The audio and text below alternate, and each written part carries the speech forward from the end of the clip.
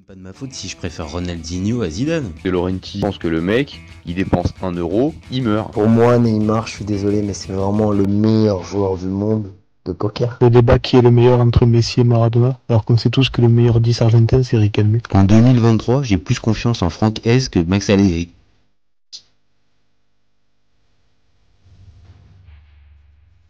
Salut à tous, je suis super content de vous retrouver pour un nouvel épisode du FC Copain.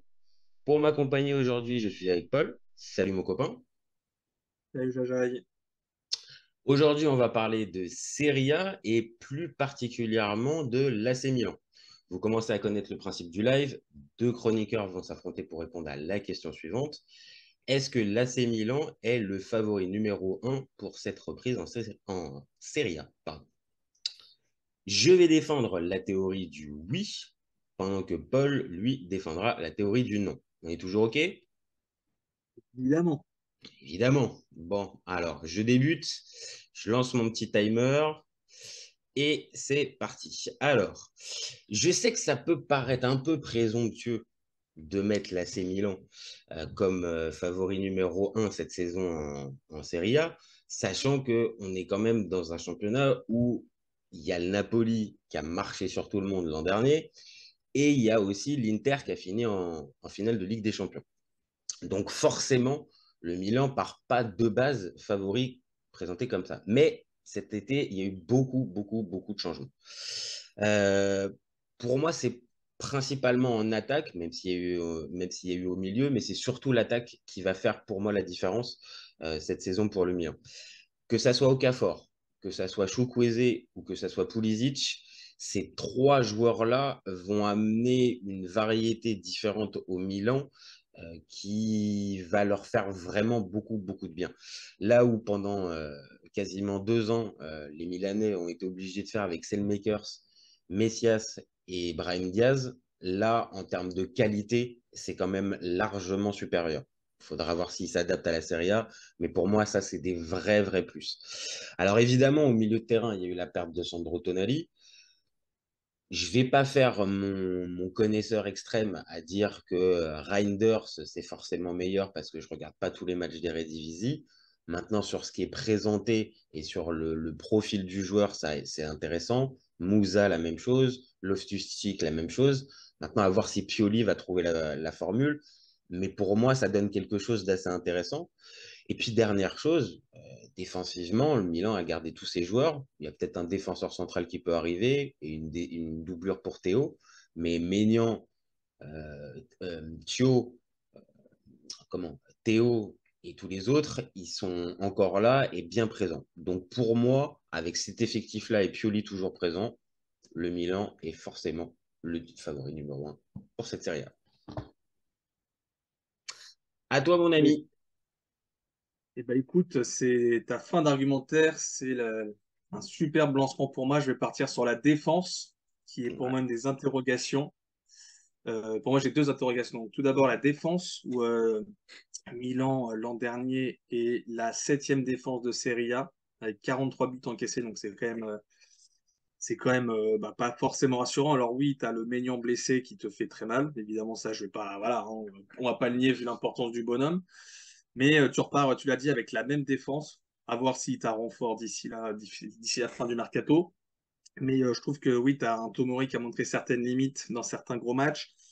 Kalulu qui n'a pas réussi à confirmer sa très belle première saison avec Milan. Simon Kjær qui s'est remis des ligaments et qui est plus tout jeune non plus. Donc c'est voilà, toujours pareil. Comment va-t-il aborder cette nouvelle saison où il prend encore de l'âge? Ensuite, la deuxième interrogation, pour moi, tu as parlé de Tonali. Et c'est là, pour moi, le gros hic, le point faible du Milan, c'est ce milieu de terrain. Alors, évidemment, on ne connaît pas voilà, l'ami d'Erevi disait je ne sais pas du tout ce qu'il vaut. Je ne vais pas te mentir comme toi, je te rejoins là-dessus. Donc, peut-être que ce sera une très belle surprise. Je le souhaite à Milan. Mais pour moi, oui, l'impact d'un Tonali qui était ton meilleur milieu de terrain, qui était au-delà du terrain, même je pense dans la vie de vestiaire, qui avait mûri, donc qui avait pris une importance dans ce vestiaire.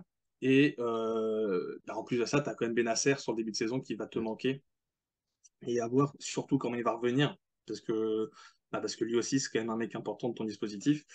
Et donc, j'ai très peur ce milieu de terrain avec un Loftus-Cheek qui est pour moi très irrégulier. Moussa, j'ai pas de référence non plus sur lui, donc j'attends de voir, c'est aussi l'inconnu. Donc pour moi, c'est voilà, c'est ton hic. Euh, et quand tu compares surtout aux autres milieux de terrain de Serie A, t'as des petites faiblesses. Tu vois le Napoli qui a un Lobotka, Anguissa Sazinski qui a pas trop bougé, qui est sur la même, qui risque d'être sur la même lancée au niveau d'importance sur le terrain. L'Inter qui est quand même solide avec le Fratesi et le Sensi qui revient. Bon, Sensi, c'est un cas à part avec son physique, mais Fratesi qui a un super renfort. Même la Roma qui s'est renforcée.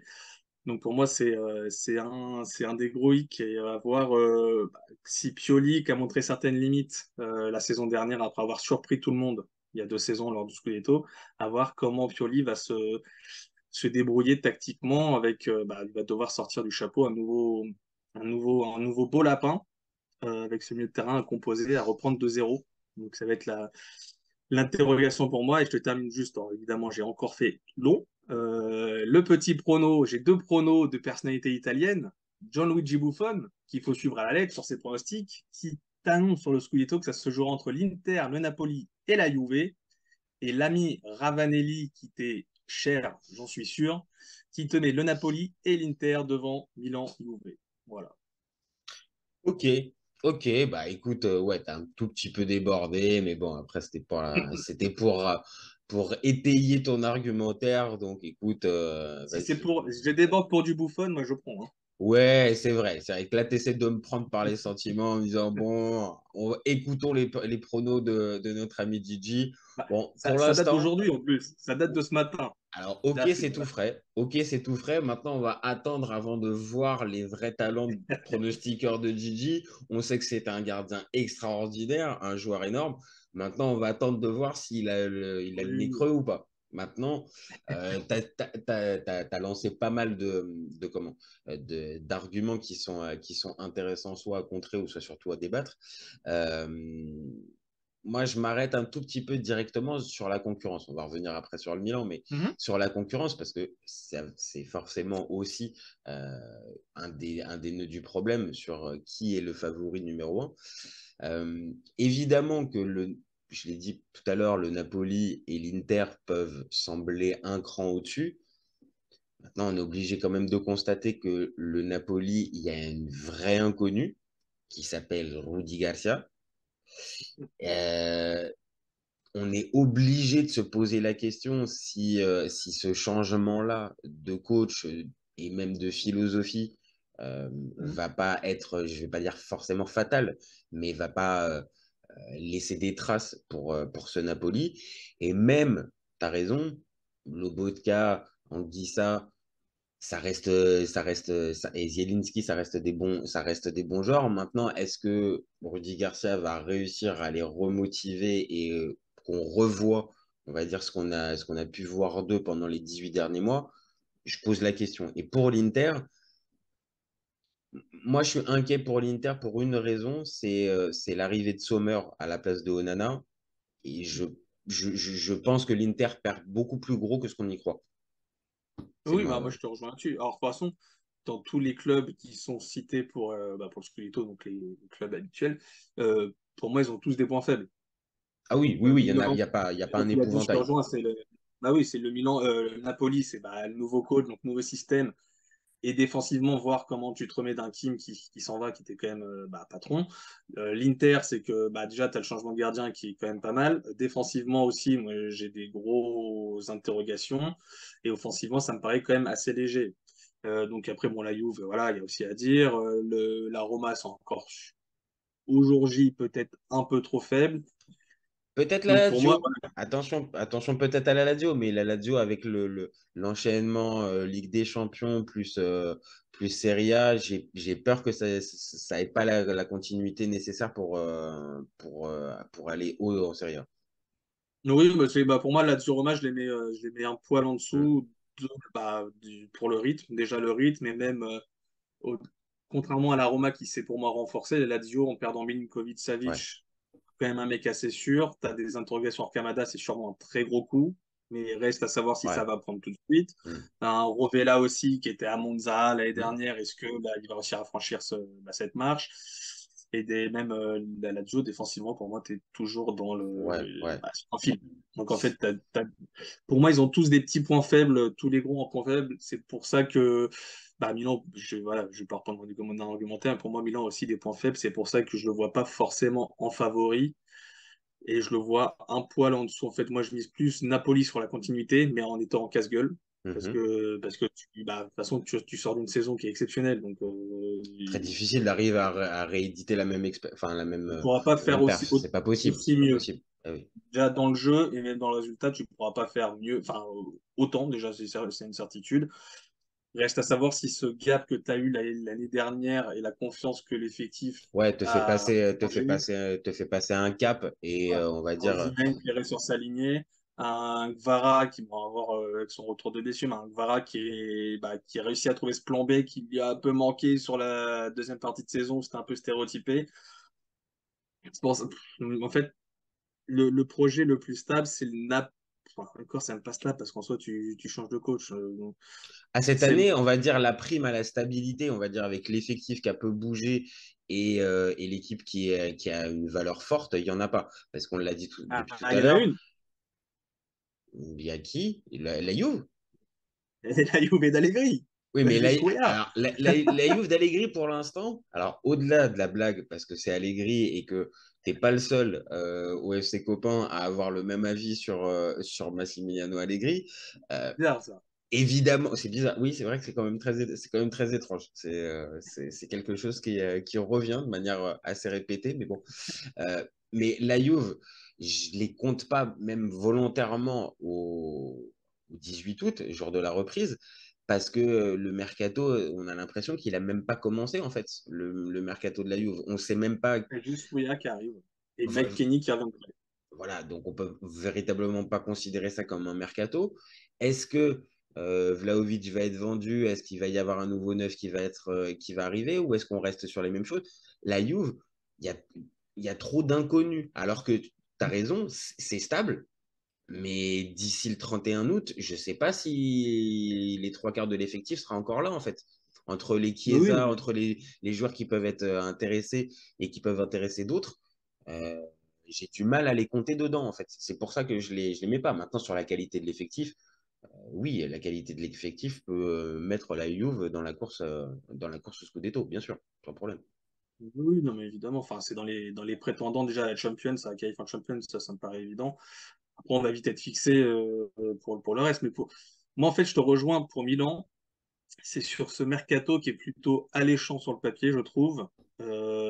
Offensivement, tu changes, comme tu l'as dit, tu changes totalement de dimension par rapport à l'an dernier où tu as meublé Salmakers, tu te mets du Messias titulaire en Ligue des Champions qui n'a rien à faire là. Enfin, j'ai rien contre lui, mais pour moi, voilà, il est Non, non, prêté. C'est non, où? non, non, Au non, non. Genoa, non? Cagliari, je sais plus. Il est parti là. C'était Genoa, Croton. non? Croton. Non, non, mais là où il a été prêté, là, c'est Genoa ou Cagliari? Euh, je sais, je vais être très honnête. Je sais qu'il est parti. Maintenant, la destination, je me suis arrêté juste à son départ en disant, bon, ça y est, l'histoire s'arrête avec Genoa. C'est au Genoa. Genoa. Voilà, voilà. Bah, très bien, le Là, Genoa avec on attend tous le but de Messias à San Siro le avec le classique. Genoa, évidemment. Le Voilà. classique de l'ex qui passe à San Siro pour aller marquer contre son ancienne Et équipe. oui. L'Inter connaît ça aussi. Hein. Il n'y a pas que, y a pas Oui, que oui, oui. Milan. C'est un peu une tradition milanaise C'est pour les deux de équipes la milanaises. ville. Mais en fait, pardon, là où il faut quand même juste un minimum qu'on parle, c'est ce fameux milieu de terrain qui est rebâti. Alors, il y a le départ de Tonali, Hmm. mais il y a aussi, tu l'as précisé tout à l'heure, la blessure de Benacer jusqu'à Ah oui, c'est minimum La doublette qui est novembre-décembre. morte. Voilà. Hmm. Donc la première partie de saison, tu peux pas compter sur tes deux titulaires depuis deux saisons maintenant. Donc évidemment, il y a Même tout.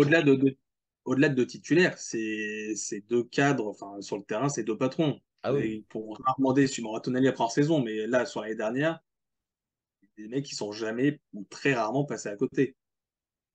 Alors moi, je vais te donner ma sensibilité, même si après, évidemment que Tonali est un joueur extraordinaire, mais j'avais la sensation que dans la progression, on l'a vu l'année dernière, c'était plus, ça allait être plus compliqué. C'est-à-dire que le niveau de jeu était là. On est tous quand même obligés de constater que son niveau de jeu entre la saison dernière et la saison du Scudetto, il y a quand même un gap.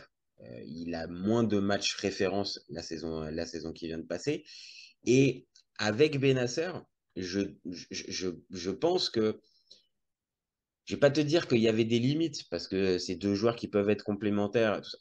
Mais je pense que Milan pouvait aussi essayer d'articuler son milieu de terrain un peu différemment. Et je vais pas te dire que ça les privait ou ça les limitait, mais on partait toujours avec le fameux Tonali Benasser, Tonali Benasser. Et il y a un paramètre qui, pour moi, est un peu important en 2023, ça manque de taille en fait. Ça manque de taille, ce duo-là. Évidemment, c'est complémentaire. Il y a un droitier, un gaucher. Ils font les efforts. Ils sont plus ou moins bons techniquement, mais ça manque de taille. Il manque quelqu'un de plus costaud dans ce milieu de terrain. Et là, voir un Reinders avec un Loftus-Cheek, tu as raison, qui reste irrégulier, plus un Moussa, ça me paraît plus complémentaire en fait. Et ça me paraît être plus répondre aux critères de ce qu'on demande maintenant à un milieu de terrain à trois. C'est-à-dire travailleur capable de récupérer, mais aussi faire la dernière passe.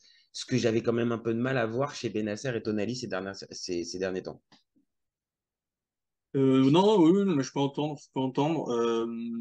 Alors, reste à savoir, dans ton argumentaire, est-ce que Pioli va rester sur ce milieu à 3 Je... avec Ouais, t'as raison. les mecs T'as raison, c'est une offensivement vraie pour question. choper, un Leao qui est installé à gauche, un Giroud qui est normalement encore le titulaire, mais bon, je ne sais pas si ce sera Okafor qui va le passer, mais sur le papier, Giroud titulaire.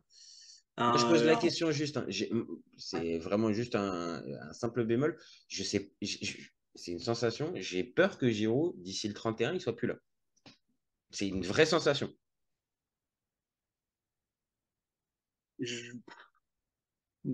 à part si le joueur pousse pour partir, Bah, non, je vois juste que le Milan est en non, mais train de alors rechercher un Milan de autre lâcher. attaquant. Milan est en train de rechercher un autre attaquant. Je vois pas pourquoi, en fait. Sachant que tu as Okafor avec Ah, Giroud. c'est peut-être, bon, alors, tout dépend de l'attaquant qui est ciblé évidemment, mais t'as Colombo qui est censé être le troisième neuf qui est sur le départ. Bah, oui, Origi est encore dans le projet, je sais même pas. Moi, Je- c'est juste une sensation. Il y a pas de rumeur particulière. Si, il y a les Rennais qui font Ah oui, moi passer. c'est le seul truc que j'ai vu, c'est Rennes C'est ça. pour Giroud. Et Rennes risque de récupérer un gros chèque avec le départ de Jérémy Doku. Mais c'est pour ça, Giroud, pour moi, la seule façon de le voir partir pour moi avant la fin du mercato, c'est que ce soit son désir et qu'il pousse par exemple pour rentrer en France pour la vie de C'est famille ou ça. autre délire parce qu'il a quand même 36 ans donc c'est quand même voilà, il a plein d'envie de se poser pour finir en France dans son pays. Mais je vois mal Milan Moi de aussi, je les son vois. côté Je suis, lâcher, en sachant que fait, c'est un joueur qui est sur le terrain irréprochable et qui te met sa dizaine de buts minimum assurés. clairement. Et il n'y aurait pas de sens à l'avoir prolongé. Maintenant, voilà, il y a ce truc de Milan cherche un autre attaquant. Ça me paraît étonnant. Maintenant, pour te laisser terminer ce que tu disais sur la manière de construire, est-ce que il va partir sur ce fameux milieu à 3 l'attaque, comment il va la composer? Ça, c'est une vraie question. Les matchs amicaux, on a pu voir qu'il a testé le fameux 4-3-3. Maintenant, est-ce que ça va être viable sur toute la saison? Je suis pas sûr du tout, hein. Mais c'est là où moi j'attends Pioli, c'est qu'il a été inspiré, je sais pas si c'est le terme inspiré ou en surchauffe lors de l'année du Scudetto, et on a vu un peu des limites l'an dernier Ouais. où il tâtonnait, tu vois, il y a eu un 4-2-3-1, il est passé à 3 derrière dans un 5-3-2, puis il a tenté un 3-4-2-1.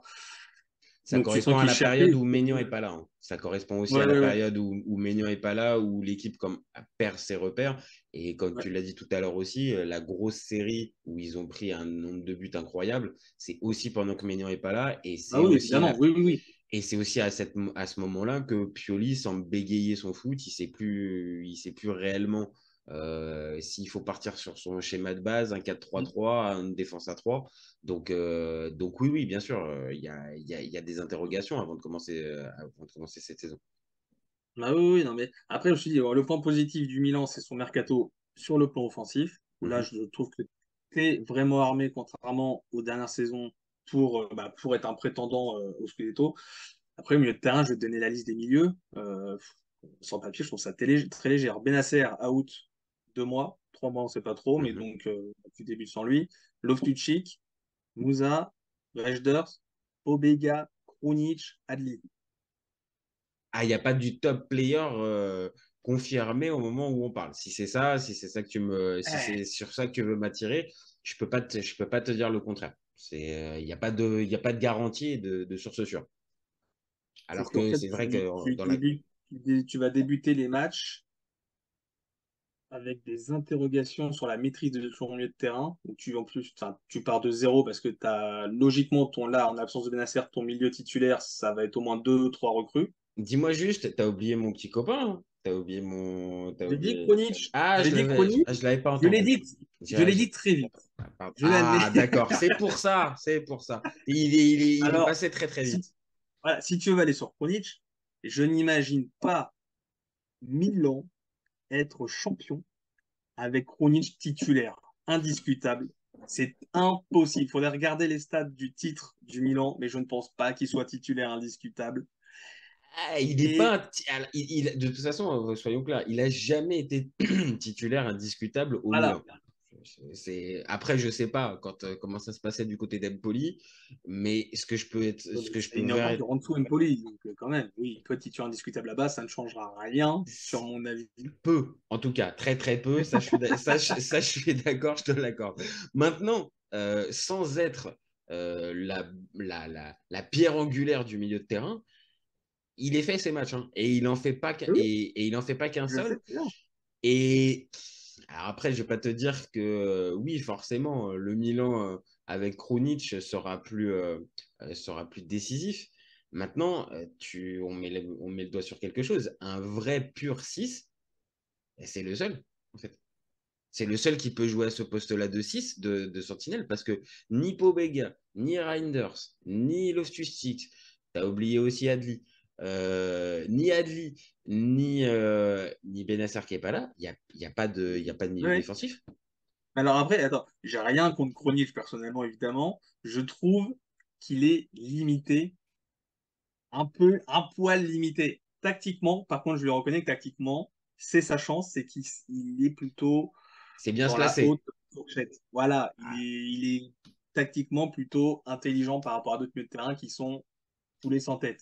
Lui, c'est ça, mais c'est pour ça qu'il joue autant. oui, bah C'est sa oui. Non, chance, bah il est, clairement, c'est sûr que c'est pas grâce à sa qualité technique, tu l'as dit, non, mais c'est qu'il pour a. ça que Milan, oui, quand tu as des absences, il va te faire taf. Il l'a fait de toute façon. Je me demande s'il joue pas contre Napoli en le quart de Ligue des Champions. Ah si, Il est bah c'est ça, titulaire. c'est quasiment son match référence, Ah oui, voilà, aller parce comme que tu lui retour. demandes. Bah oui, parce que là, tu lui demandes d'être le bon soldat et tu lui demandes de jouer intelligemment. Et dans ce type de configuration, ça a marché. Maintenant, Ah oui, évidemment, dès que le niveau technique s'élève, bah oui, on voit toujours la même chose pour Krunic. C'est compliqué. voilà. En fait, si tu demandes au Milan, là, sur le début de saison, de faire le jeu, d'avoir 60% de possession, Krunic ne va pas te servir. Non, Clairement, je pense c'est pas. Donc, c'est un bémol pour Milan. Bah, tu vas devoir imposer un style de jeu face à des plus petits clubs en championnat qui, je pense, vont laisser le ballon. Tu vas devoir faire quelque chose avec le ballon. Est-ce que ce joueur va te remplacer un Tonali, un Benacer? J'ai non. peur que tu touches des grosses limites. Non, non, non. Là, par contre, Voilà, donc, je veux bien le défendre, l'ami Radé, mais faudrait pas trop non plus quand même se tromper. Déjà, rien que là, je trouve que sur le débat, on s'arrête beaucoup sur lui. C'est déjà énorme. Mais pour être plus clair, ça montre juste, tu as raison, et pourtant je les défends, mais ça montre peut-être les limites de ce Milan-là au 18 août. Peut-être qu'au milieu de terrain, ça manque. C'est vrai que quand je réfléchis rapidement et que je vois les milieux de terrain de la concurrence, ouais, il y a quand même il y a quand pour même de moi, la tu as un petit qualité. gap. Voilà, une petite différence. Alors après, peut-être que je me trompe totalement et qu'un Loftus-Cheek qui va être régulier et va exploser au milieu de terrain. Peut-être que Non, le, mais que c'est le pas sûr. Rangers ne connaît pas trop. Oui, oui, non, mais tu peux avoir cette possibilité où les mecs en fait répondent tout de suite et en fait le milieu du Milan bah, progresse d'un coup et te montre une stabilité incroyable et une maîtrise incroyable. Hmm. Et là, j'aurais tout faux. Là, en fait, pour moi, tu as trop d'inconnus sur un même secteur de jeu. le fait que tu aies enfin, voilà, une vente de Tonali, c'est un joueur, tu te remplaces, mais le fait que tu aies deux joueurs dans ton 4-3-3 qui soient absents pour le premier quart de la saison, pour moi, ça fait beaucoup pour déjà t'imposer en favori quand les autres n'ont pas perdu à ces postes-là. Et ça rejoint peut-être un peu ce mercato, le départ d'un Maldini. Quand il part, t'as Kamada qui est très proche de signer au Milan. Tu vois, tu peux avoir donc en fait le départ de Maldini, tu repars un peu de zéro peut-être pas parce que tout le monde n'est pas parti autour, mais voilà, Oui et t'as un non, mec parce qui que tu as raison sur un truc, c'est-à-dire que au départ de Maldini, en fait, c'est le mercato qui change. Le mercato et les cibles, les profils ah ouais, recherchés changent complètement. Maintenant, enfin, pas changent complètement, c'est-à-dire que il y a plus de tiraillement en interne pour savoir quel joueur on va sur quel joueur on va se mettre. ouais. Moncada passe, on va dire, à la promotion et devient responsable des choix. Et donc, ces fameux choix qui étaient toujours soumis à Maldini Massara pour après être négocié avec Redbird, bah là, directement, on enlève l'étape Maldini Massara et directement, Moncada travaille avec Redbird. Et on voit bien sur les profils qui ont été recherchés sur ce mercato, il y a eu zéro divergence sur les joueurs recherchés. C'est-à-dire ça a ciblé très très vite les joueurs en question parce qu'il y avait Ah, le plus. mercato milanais a été très rapide, ça c'est certain. Moi, ta pré-saison, c'est une chose qui est plutôt bonne. Alors, bonne c'est pas, après, peut-être que tu as de la précipitation sur les joueurs, donc tu n'as peut-être pas assez bossé.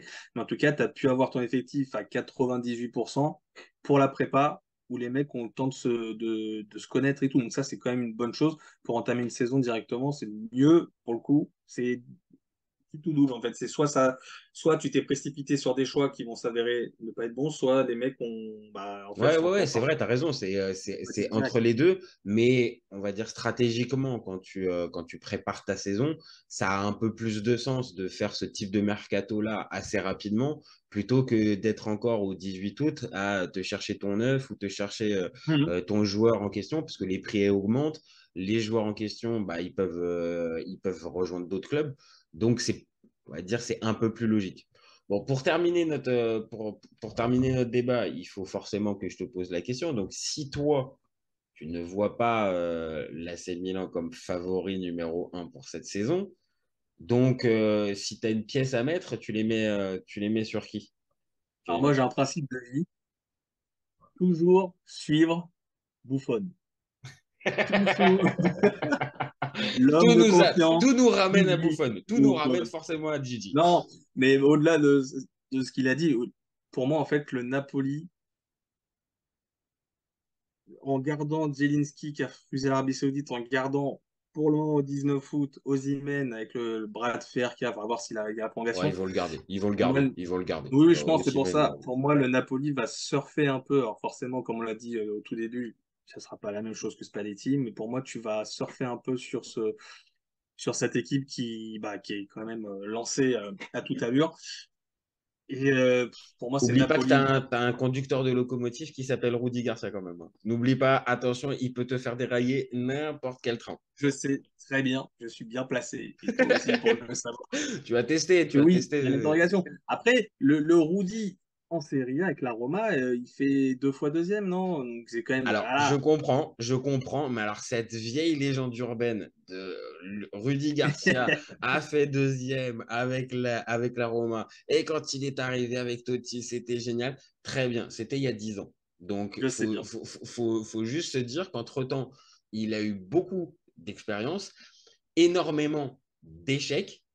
Et entre-temps, il a quand même été viré de 3 clubs successifs, Marseille, Lyon et Al Nasser. Donc, je pense, je comprends Oui, bien l'enthousiasme même de certains supporters napolitains qui peuvent se dire, mais non, mais ça va le faire avec Rudy Garcia. Moi, j'ai peur véritablement d'une catastrophe. Donc, toi, tu miserais, tu mettrais une petite pièce malgré moi, ça je te mets sur le Napoli. une double chance Napoli ou Inter. Inter, j'ai encore trop, comme Milan, j'ai des interrogations offensivement pour le coup. Mais pour moi, c'est une des deux équipes ouais, où je les vois. Alors, le gouffre est pas monstrueux, mais je les Mhm. vois au jour J un poil devant un Milan et une Juve pour moi, se battront un poil derrière. Moi, je défends le Milan, mais pour le coup, l'équipe qui me paraît la plus costaud, malgré le départ d'Onana, je l'ai dit, ça reste, pour moi, ça reste l'Inter. Ils perdent Onana et Brozovic, c'est pas rien non plus. Lukaku aussi, Dzeko. Je suis d'accord, Arnautovic va faire du Dzeko. Ouais. Et Thuram, t'as interrogation. ouais, mais je pense que sur l'enthousiasme, ce qui s'est dégagé de l'année dernière, je pense qu'ils ont encore faim. À la différence du Napoli qui a réalisé un truc énorme. Et dans cette Oui. ville et Non, mais avec ce je président, comprends totalement. tu vois, là, je compte même pas Rudy, juste la ville et le président, ça va être compliqué. Ça va quand même être compliqué pour eux. 2 années de suite, c'est beaucoup trop de monde. Oui, ça fait beaucoup de paramètres. Ça fait beaucoup trop d'un coup. Ça fait trop de choses. Bon, je te remercie, Paul, pour ce petit débat. C'était un vrai plaisir. Merci. Merci à toi. Et tu reviens quand tu veux. Tu es à la maison, ici au FC Copain. Pour nous, bah, on se retrouve très vite pour un nouvel épisode. Vous n'hésitez pas à nous donner vos avis et nous donner des commentaires. C'est ce qui nous donne de la force et ce qui fait avancer le débat. Et vous n'oubliez pas, nous, on reste ouvert tout l'été. Ciao les copains. Ciao. Salut. Cet été, il y avait encore des mecs pour dire que Mourinho c'était l'entraîneur parfait pour le PSG. Pour moi, Giroud est un meilleur neuf que Benzema. J'ai pas peur de dire que Bounassar, à son prime, il avait 4 cafous dans chaque orteil. Marquinhos, capitaine du PSG? Non mais arrête, il a le charisme d'une nuit. Avec un joueur comme Nainggolan, la Belgique sortait la France en 2018. Le débat qui est le meilleur entre Messi et Maradona, alors qu'on sait tous que le meilleur 10 argentin c'est Riquelme. Mais il faut arrêter avec Payet, c'est un grand Je joueur. rappelle Léao du Milan AC est une immense fraude. Entre un choc de Ligue 1 et un choc de MLS, je regarde la MLS. Guardiola, meilleur coach de l'histoire, c'est même pas le meilleur coach de l'histoire du Barça. De Laurenti pense que le mec, il dépense 1 euro, il meurt. Merci pour les travaux, Kylian. Maintenant, tu peux aller au Real. Totti, pour moi, c'est un meilleur joueur qu'Alessandro Del Piero. Entre Lizarazu et Candela, je prends Candela. Elle a dit ouf. C'était pas partie des légendes du football. Si t'enlèves le championnat anglais, allemand, espagnol, italien, portugais, lituanien, la Ligue 1 c'est le meilleur championnat européen.